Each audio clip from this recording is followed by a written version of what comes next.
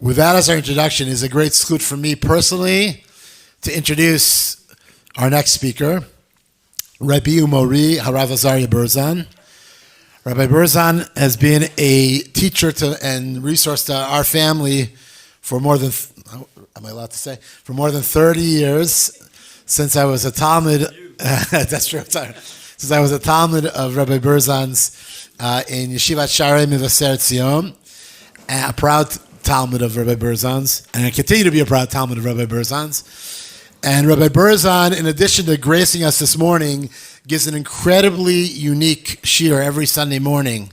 Okay, and in addition to his renown as a great Talmudist, Rabbi Berzon is also has become an expert in Sifrei Chassidut. And every single Sunday morning, Rabbi Berzon offers a very unique class in Likutei Halachos of Rabbi Nassan of Breslov. And it's a great zchus to have Rabbi Berzon here, not only this morning, but every Sunday morning. If you enjoyed the class this morning, which I'm sure you will, I invite you to join us every Sunday morning, because then you'll really be in for a treat to have a kfiyas with Rabbi Berzon. So without further ado, Rabbi Umori, Rabbi Azarya Berzon. The exciting thing about Sefirat HaOmer is that it's like the exception to every single rule we know.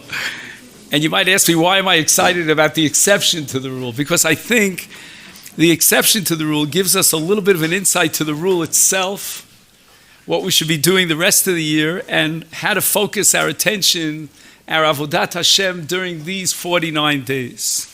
One of the exceptions to the rule that we find in Sefirat HaOmer is with regard to a principle called Shomea Ke'oneh. Normally, when there's a recitation, a bracha, when there's Birchat HaMazon, for example, or any bracha, any recitation, Shomea Ke'oneh means that if I listen, then I could fulfill my obligation without having to actually recite the text of the bracha. I hear someone else, and I could vicariously fulfill my obligation.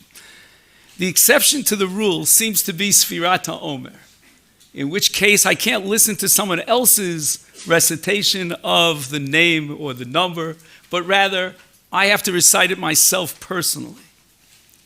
Why is that so? On a halachic level, that's based on what's called lachem.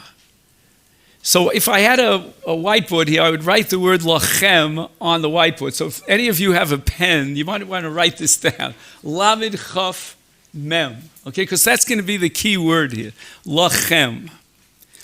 Where does the word lachem appear? And here also I need you to write this down. In Parshat Emor.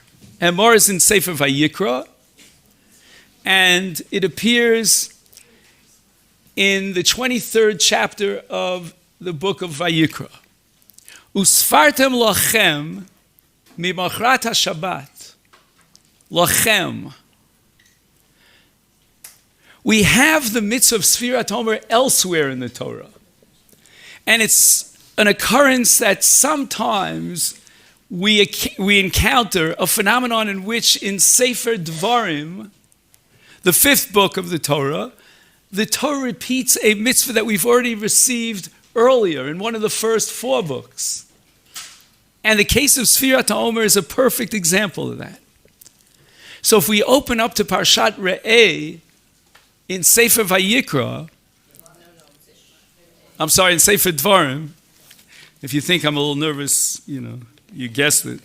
Anyway, in Sefer Dvarim, so what you'll find in Parshas Re'eh is a different formulation of the same identical mitzvah of Sefirat HaOmer. And there, in Parshat Re'eh, the Torah says, Usfarta lach, lecha in the singular. So we have 2 grammatical structures. We have number 1, lachem, and that's in Parshas Emor. And then we have lecha in the singular in Parshas Re'eh. Now, whenever you see the Torah repeating a mitzvah that's already been given, and in this case in Sefer Vayikra we call it Mishnah Torah, that means we have to figure out, in Dvarim, sorry. So whenever I say Vayikra, I mean Dvarim and vice versa. It's good to get a laugh. In any event, So in Sefer Dvarim, if the Torah repeats a mitzvah, there's got to be a reason for that. The Torah must be adding something that we wouldn't have known in the previous, in this case, in the book of Vayikra.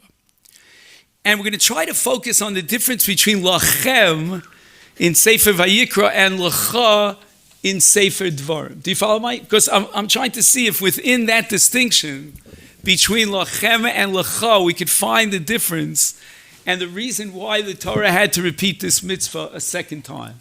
As if to say that the Torah adds a whole new dimension to the mitzvah of Sefirat HaOmer by repeating it in Sefer Dvarim with the singular as opposed to the plural. Now, if we look at the verses in these two chapters, one in Sefer Vayikra Emor and the other in Parshas Re'eh and Sefer Dvarim, we will see other distinctions, which I'd like you to note. Number one, as you know, we have a mitzvah to count not only weeks, but also days. And that appears only in Parshas Emor, where the Torah says, Tisperu chamishim yom. We do not find in Sefer Dvarim, in Parshas Re'eh, any mention whatsoever of counting days, which is very odd. All the Torah commands us in Parshas Re'eh is to count weeks. 7 sets of 7 weeks, which is 49 days. And that's what the Torah says. So we have 2 questions so far. I'm going to add a third. Again, question number 1, just to review. Why is it that in Parshas Emor, usfartem lachem, lachem in the plural, in Re'eh, in Sefer Dvarim, lach in the singular? Secondly, why is it that the Torah, so to speak, proverbially drops the ball on the mitzvah of counting days in Sefer Dvarim in Re'eh, whereas in Sefer Vayikra, in Parshas Emor, what's high profile is the counting of the days. Question number 3. In Parshas Re'eh and Sefer Dvarim, the Torah tells us specifically what is going to be the culmination of the counting. And that is that we sanctify the 50th day as Chag HaShavuot. I heard once from Rav Shechter, he said something very interesting. You know, there are non-Jewish names for our holidays. And generally speaking, they get it wrong. But in this case, they got it right. Pentecost, which means the 50th. And it's really true that Shavuos is number 50. But that's written in Parshas Re'eh. It does not appear at all in Parshas Emor, in Sefer Vayikra.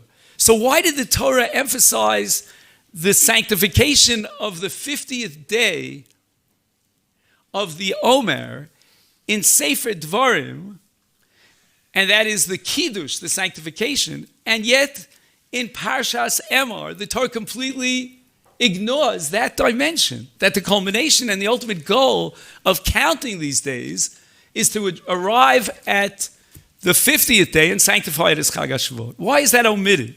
So on the one hand, we have certain elements that appear in Parshas Emor that are omitted in Parshas Re'eh. And on the other hand, we have elements that appear in Parshas Re'eh that are omitted in Parshas Emor. So it's a very complicated sugya, to try to understand the 2 different parshios. And somehow we're hoping to find the key to unlock this mystery and divide the 2 parshios in the difference between lachem in Parshas Emor and lacha in the singular in Parshas Re'eh. Let me mention, as we go through these concepts, that the word lachem, as you'll see in this page, is the source from which we derive, as we indicated earlier, that every single person is obligated to count their own sefira. And the principle of Shomer Ke'ona is completely suspended. It does not apply to Sefirat HaOmer, which is really fascinating when you think about it, because Shomer Ke'ona is a classic principle that we use and we rely on constantly, all over. And yet, The only mitzvah, according to Torah law, that spells out dibur, speech, is only the mitzvah of Sefirat HaOmer. Because there might be a mitzvah of kiddush and tefillah. Tefillah itself is probably enough if you have it in your heart. You know, the requirement to enunciate the words of tefillah, or for that matter, the requirement to enunciate the words of almost any bracha, are probably rabbinic. It's only d'Rabbanan. Even kiddush, the Torah says, Zachar es yom HaShabbos l'kadsho. It says nothing about enunciating words. And only when we get to Sefirat HaOmer, which at the time the Mikdash stood was a Doraita mitzvah min Torah, and the Torah says Usfartem, you have to count verbally, which means that if you were to think today is day 15 of the Omer, it wouldn't help you at all. And that's very strange because Shomea Ka'ona, which is the universal principle that applies to all recitations, is suspended with regard to the only mitzvah Doraita of speech. Okay, I'm just mentioning that on the side to show you how paradoxical this is. What exactly is the issue about whether or not I could hear someone else reciting the day and fulfill my obligation of Sefirat HaOmer? Again, as we said before, the Gemara and the Sifri seem to derive it from the word lachem. Lachem is telling me this mitzvah of Sefira is the exception to the rule, and forget about Shomea Ka'ona.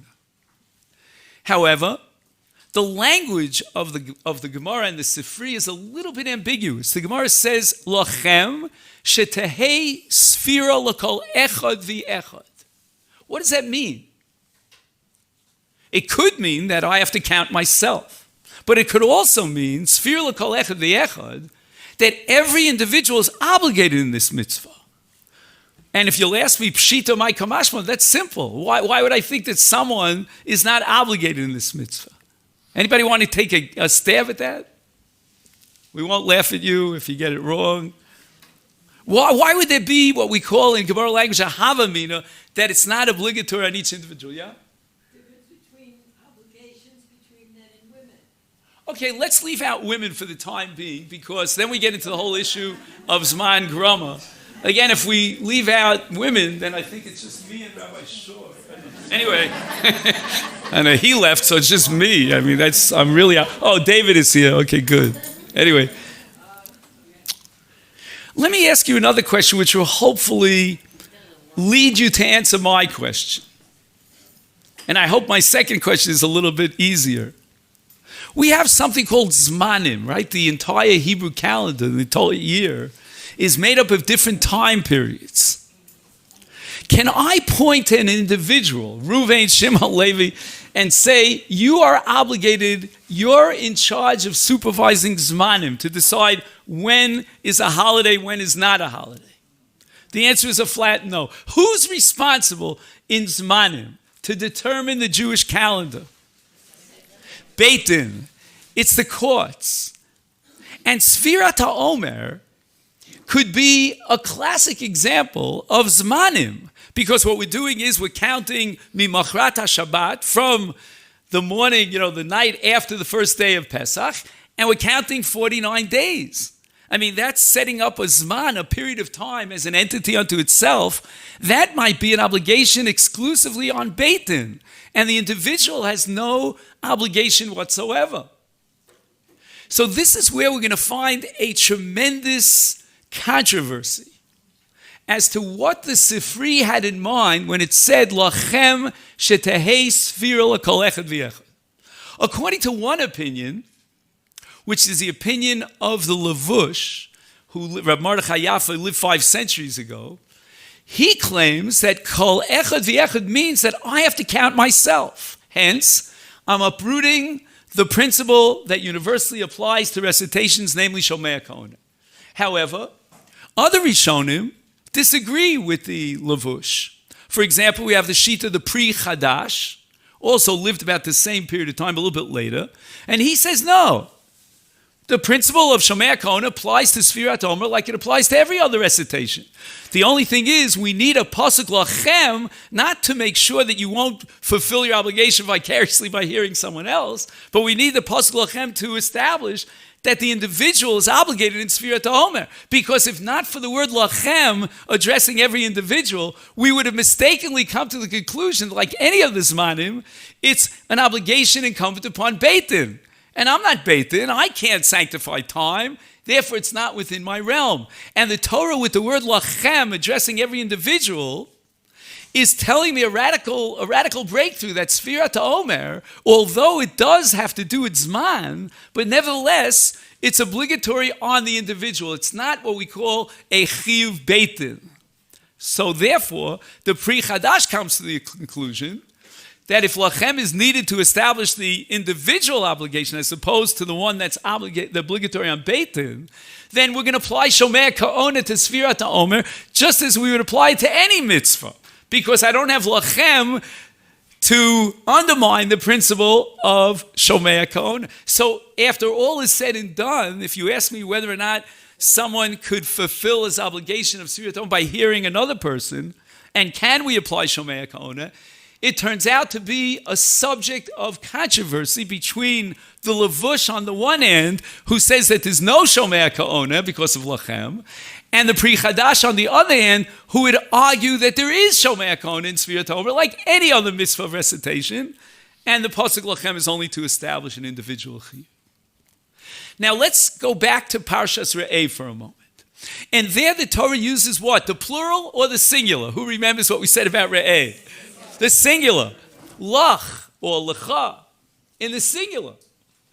So we no longer have the lachem to exclude the possibility, let's say according to the shita of the Levush, to exclude the individual sphere, that every individual has to count. So we're left with something called lecha in the singular. Why? What does that mean? I mean, after all, at the end of the day, Parshas Re'eh is repeating the same mitzvah of Sefirat HaOmer as we learned, as we derived from Parshas Emor. Why is the Torah dropping the lachem? So it's an unbelievable question. Very difficult. So I want to share with you the insight of one of the Chachmei Ashkenaz, one of the Rishonim of the Balei HaTosfos, which we pretty much have access to only after the Holocaust, but that's a different discussion, and that's the Chizkuni al HaTorah. The Chizkuni al HaTorah, I believe, should be understood in Sefirat HaOmer in the light of the following analogy. The counting of 7 times 7, which is high profile in the case of the Omer in Parshas Re'eh, has a very strong analogy, almost like a mirror image, again, counting 7 units of 7 in a different parsha of the Torah. Now we're going to introduce a third parsha. If you're not confused enough, now we got to juggle 3. Anybody have a guess as to what parsha I have in mind? Bahar, excellent. The mitzvah of Shemitah. We count 7 sets of 7 years until finally we arrive at the 50th year, which is called Shnat HaYovel. And this is in Parshat Bahar. And in Parshat Bahar, the Torah commands us to count the years of the Shemitah in order to sanctify the 50th year as Yovel. And the Ramban, in his commentary in Parshas Bahar, vacillates about the following question. He wants to know, in the counting of the years of Shemitah, is it a counting bipeh, bipeh meaning it's a verbal counting, and therefore a bracha should be recited, like any other recitation, like a bracha over a mitzvah, and so forth and so on, or no? Says the Ramban, perhaps it doesn't require an actual counting. It would not get a bracha. It doesn't deserve a bracha. It's only, as the Ramban calls it, lishmar al cheshbon hashanim. What does it mean, lishmar al cheshbon hashanim? We have to make sure what year we're up to. It's like, did you ever have an experience where you woke up and you said to yourself, what day of the week is it? Or what day of the month is it? It happens to me all too often. So the Ramban in his second interpretation saying that there's no separate mitzvah to count the years of Shemitah v'Yovel. It's just a matter of making sure and being certain that we don't lose the cheshbon, we don't lose the counting, and so on the 50th year, we're going to count and sanctify the 50th year as Yovel. And therefore it doesn't get a bracha because it doesn't require counting verbally, and it's not a separate mitzvah of Sefira, it's only of Shmiras HaCheshbon. And it's interesting, since I'm talking to women, I could say this, it's similar to Sfiras Zayin Nikiyim of a Zava. A Zava has to count 7 clean days. She doesn't have to count it out loud. She doesn't make a bracha on the counting. It's only Shmiras HaCheshbon. She has to know when she could purify herself and be Mitayra herself. So in the Ramban's second side, he says there's no mitzvah of counting the Shnos HaShemitah. It's only Shmiras HaCheshbon. Hence, it doesn't require verbal counting and it doesn't get a bracha. But in the first side of the Ramban insists that this is obligatory and it's a mitzvah to count the Shnos HaShemitah, and as a separate independent mitzvah to count the years of the Shemitah, it requires a bracha. Now we get to the Chizkuni. The Chizkuni says the following, that although counting the years of the Shemitah is obligatory, it doesn't get a bracha. Do you see the difference here between the Chizkuni and the Ramban? The Ramban says the issue of bracha is contingent upon whether or not there's a mitzvah. If there's no mitzvah, just Shmiras HaCheshbon, then there's no bracha.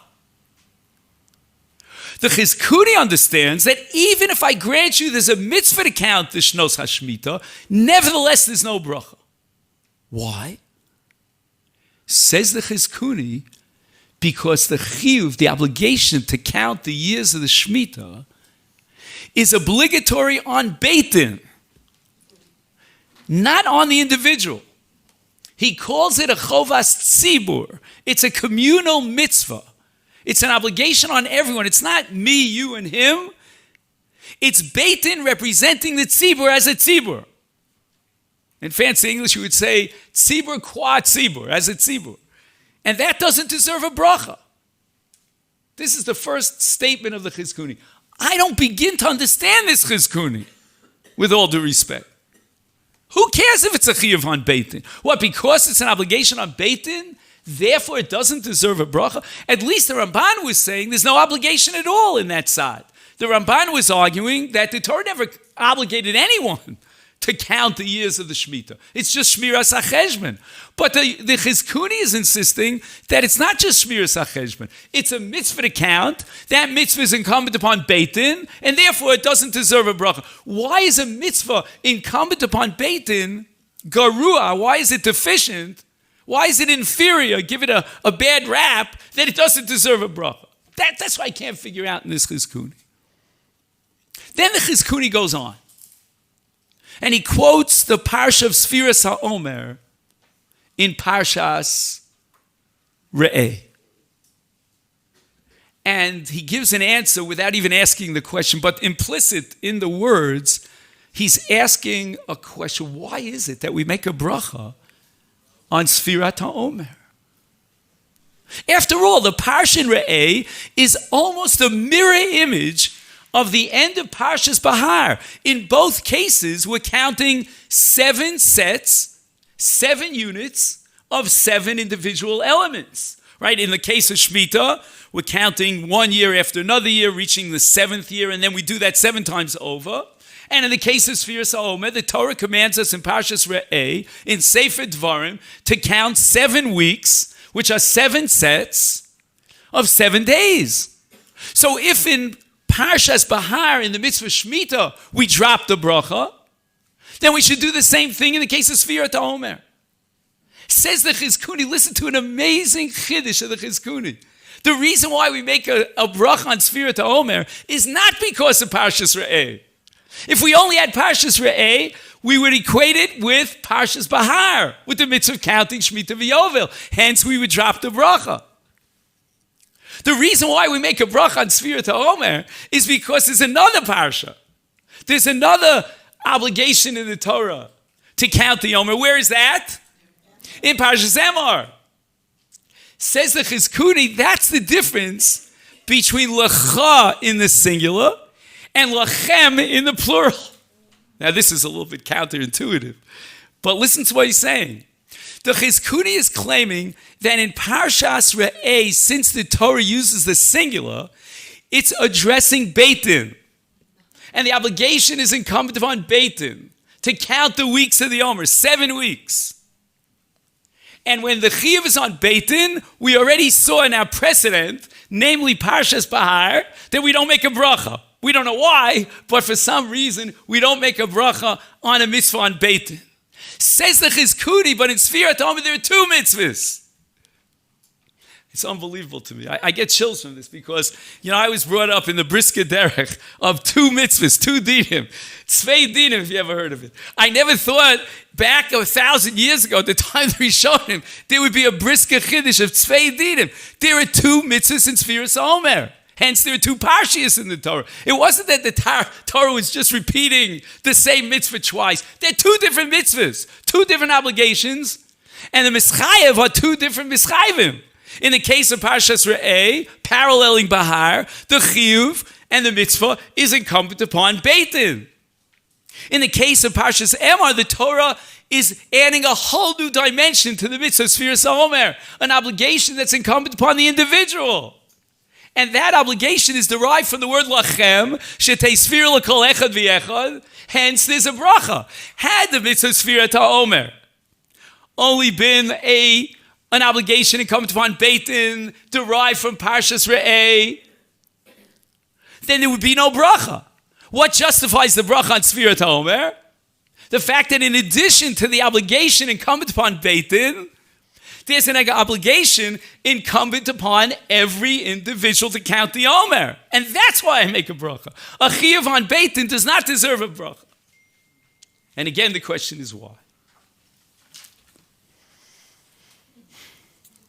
Now, I just want to point out that in the light of this Chizkuni, I can begin to explain some of the other discrepancies, the differences between the 2 parshios.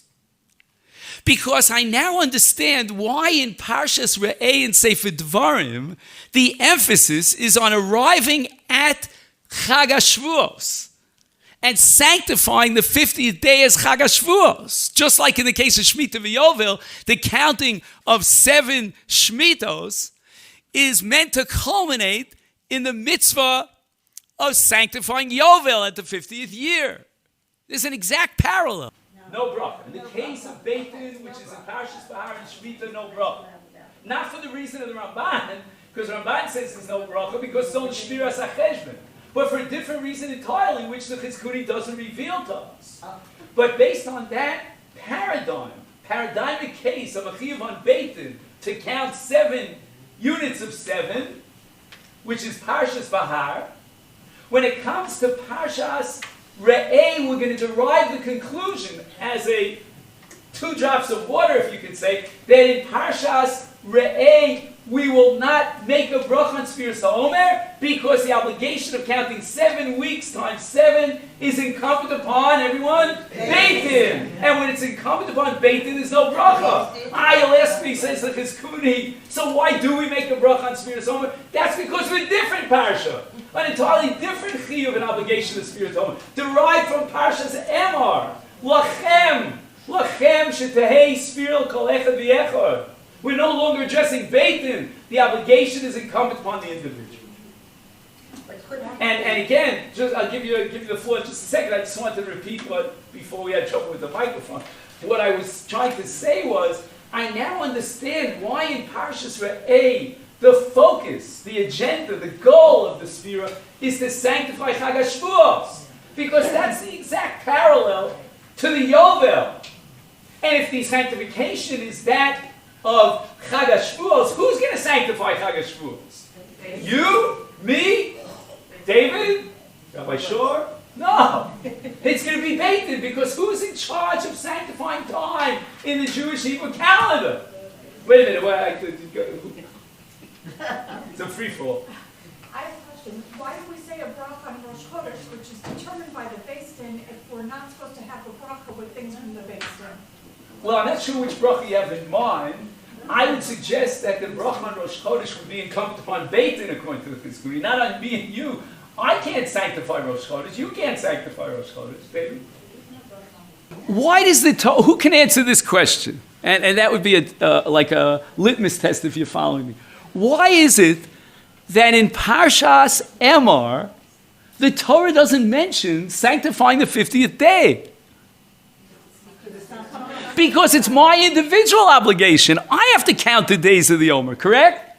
I'm not counting the days of the Omer in order to sanctify the holiday. The Torah just completely drops the ball on sanctifying day 50 as Chag HaShavuos because that belongs to Parshas Re'eh in the obligation incumbent upon Beit Din. My individual obligation has nothing to do with the 50th day to sanctify. It's out of my realm. It's lachem l'kol echad v'echad. I can't sanctify the 50th day. And now I have to add the Gaon. The Vilna Gaon is famous for saying, listen to this is so counterintuitive. The Vilna Gaon says that whenever you see a word like lecha in the singular, as opposed to lachem in the plural, lecha in the singular addresses the tzibur, the entire community. Lachem in the plural addresses the individual. Did you ever hear anything more counterintuitive than that? But this is a very, very profound answer. The tzibur is an entity unto itself. It doesn't break down into individuals, so it's always going to be in the singular. So when the Torah says lecha, it's addressing the Beit Din, because they are representing all of Knesset Yisrael, which is one entity, indivisible. But the word lachem in the plural means to each and every one of you. So it's like, you hear the chaf. I mean, the Gaon is saying that lachem in the plural is a chiyuv on the yachid, on the individual. And lecha in the singular is a chiyuv on the entire tzibur. And who's going to implement that chiyuv? Beit Din. But now we come back to our original question.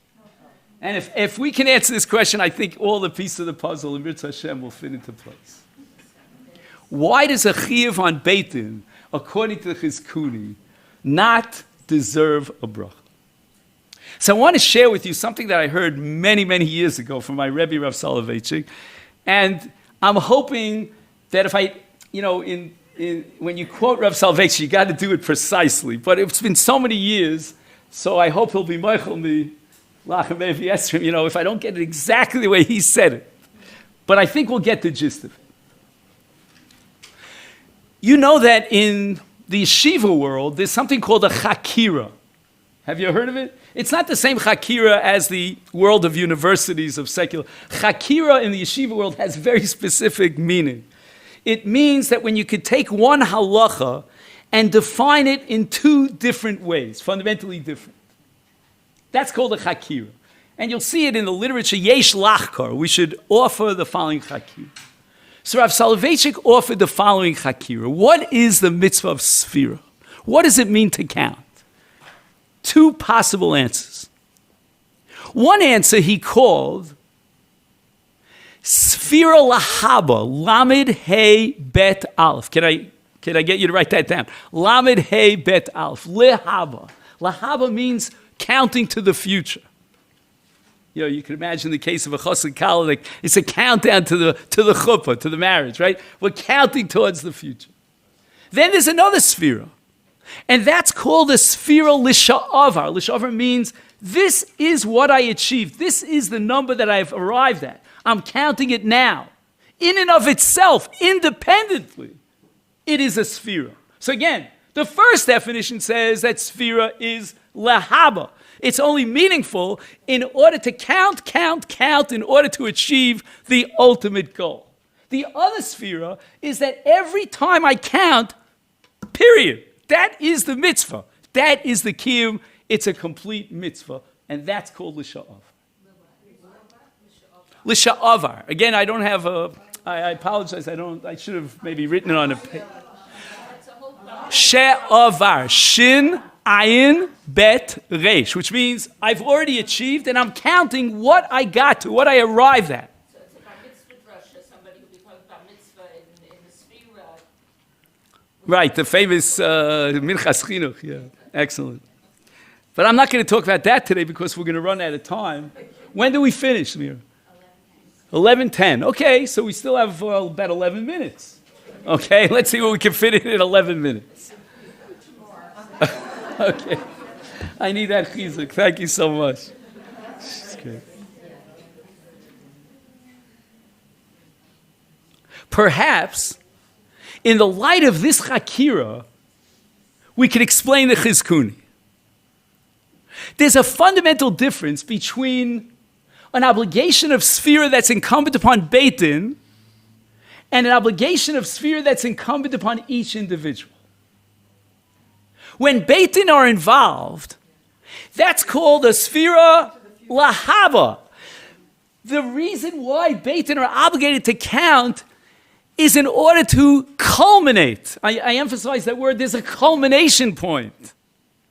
I don't know if you've ever heard a concept in the world of lumdus, it's called hechsher mitzvah. Hechsher mitzvah means like a preparatory stage. It's an introduction to reach a certain point at the end, and that's the agenda, that's the goal. Right, in football, we want to reach the goal, right? The goalpost, you can't stop in the middle because then you have to give the ball over to the other team. You got to go all the way. That's called culmination. That's called lehaba. Lehaba means I'm counting in order to arrive at a certain day. Now, let's look at the chizkuni. The chizkuni takes two parshias of sefira and creates a mirror image one of the other. That's the sefira of Bahar and the sefira of Re'eh. In both cases, the obligation is incumbent upon whom? On Beit Din. Now we could say the following. If the obligation is incumbent upon Beit Din, then it's a sefira lahaba. It's a sefira in which Beit Din are counting in order to arrive at a certain goal. In the case of Shemitah, what is the goal of counting 7 sets of 7 years? Yovel. And Beit Din will now sanctify the 50th year as Yovel. In the case of Sefirat HaOmer, from the perspective of Parshas Re'eh, Beit Din is obligated to count 50 days in 49 and then the 50th to sanctify this Chag HaShavuos. Do you see why that's a sefira lahaba? In contrast, when we get to Parshas Emor, which is not incumbent upon Beit Din, and where the Torah says, right, the Torah says, Tispar Chamishim Yom, every day is an obligation to count, and it's individual obligation. That's already a different sphere. That's sphere l'sha'avar. L'sha'avar means that day has arrived, it's day 15, count it, it's day 15. And once you count that day as day 15, you have fulfilled the mitzvah. Geendigt. How do we say finito? The Gemara says in Menachos that if you prepare tefillin or tzitzis, that's called asiyas tefillin or asiyas tzitzis, you do not make a bracha. Why? Listen carefully. The Gemara formulates the following principle. Kol mitzvah she'ein asiyasa gmar mitzvah lo mevarchen oleha. Means the following. There's a new concept here called gmar mitzvah. When I culminate, when I put on the tefillin, when I wrap myself in the talis, that's when I make a bracha. Anything that came before is only something that's taking me on the way to Gemar Mitzvah. But it's not a Gemar Mitzvah, and it doesn't deserve a bracha. And now we ask the following question. Is Sefira a Gemar Mitzvah, or is it not a Gemar Mitzvah? And the answer is it depends. If it's a Chiyuv on Beit Din, then it's not a Gemar Mitzvah. Because the Sefira is a counting that's meant to culminate when we finally are able to sanctify number 50. And that'll apply both in Parshas Bahar in the Yovel counting and in Parshas Re'eh in the counting of the Omer. When we're going to get to the 50th day and sanctify it after counting 7 weeks of 7 days as Chag HaShavuos. How can I make a bracha on that Sefira? It's not a Gemar Mitzvah. We can only make a bracha on a Gemar Mitzvah. When do we have a Gemar Mitzvah? Says the Chizkuni, when does Sefira qualify as a Gemar Mitzvah and generate a bracha? Only in Parshas Emor.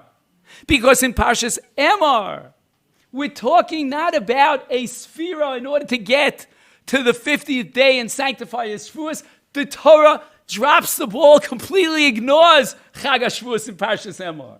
That means Tisperu Chamishim Yom. Every single day is a Gemar mitzvah. Now the Chizkuni makes so much sense. I get chills from this. What is the Chizkuni saying? Why do we make a bracha on Sefirat HaOmer? It's only because of Parshas Emor. Parshas Re'eh would not justify a bracha. That's a chiyuv on beitin. And in light of what Rav Soloveitchik says, a chiyuv on beitin is a sefira lahaba, and it's lacking the definition of gemar mitzvah. You don't make a bracha on it. But now that we have another parsha, says the Chizkuni, namely Parshas Emor, which is not a chovas beitin, but rather it's a chiyuv al kol echad v'echad derived from lachem. Now the sefira of each day is a gemar mitzvah. Hence, it deserves a bracha. All this appears in less than 2 lines in the Chizkuni. Less than 2 lines.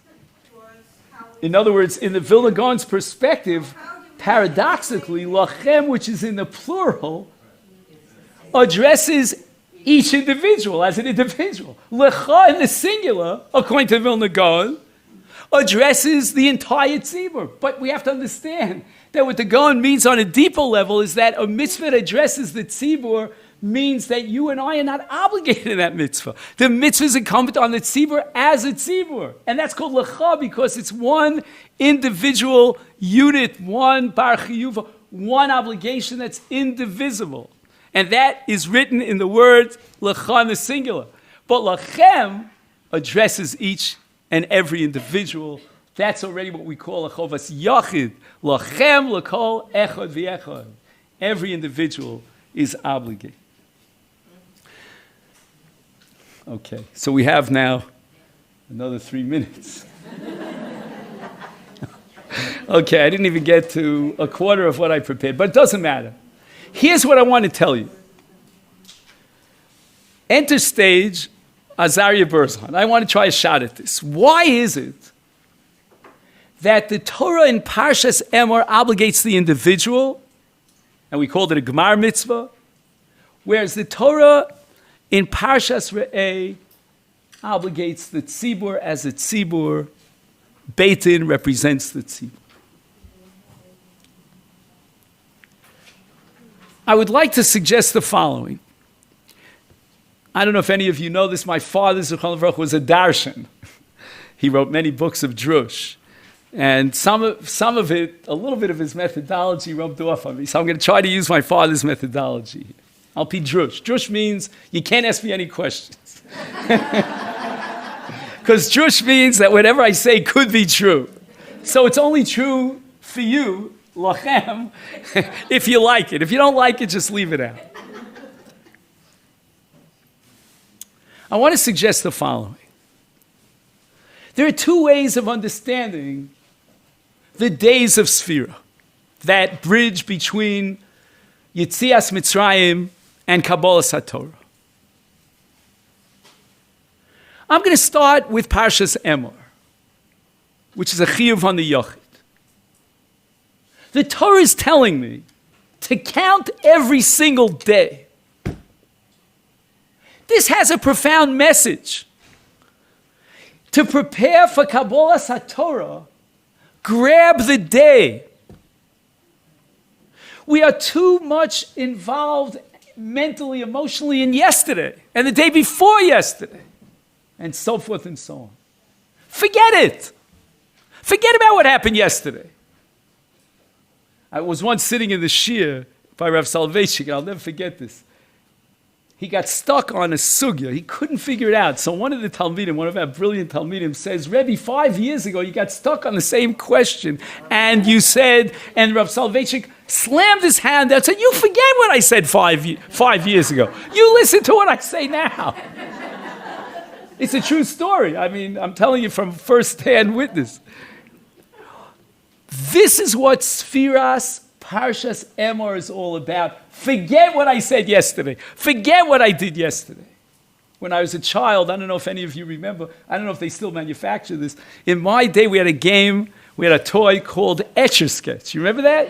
All right, yeah, Etch-a-Sketch. I mean, that's what Usfartem Tisru Chamishim Yom is Etch-a-Sketch. I love that toy because no matter what I messed up, I can start again. Every day is an obligation unto itself. And that's a gemara mitzvah. And forget about yesterday and forget about tomorrow. Live this day. This day is a challenge. Grab the day and make it into something beautiful, something infinite. Taste of infinity. On the other hand, the mitzvah of Sefirat HaOmer in Parshas Re'eh is a different concept all. Chazal say that the shofar that blew at Har Sinai is the identical shofar that's going to be blown at the time of the ultimate redemption, at the time of the Geula. From this perspective, Sefirat HaOmer is a continuity. Every day is built on the day before, and I'm moving towards Geula, both on a personal level and in terms of Knesset Yisrael.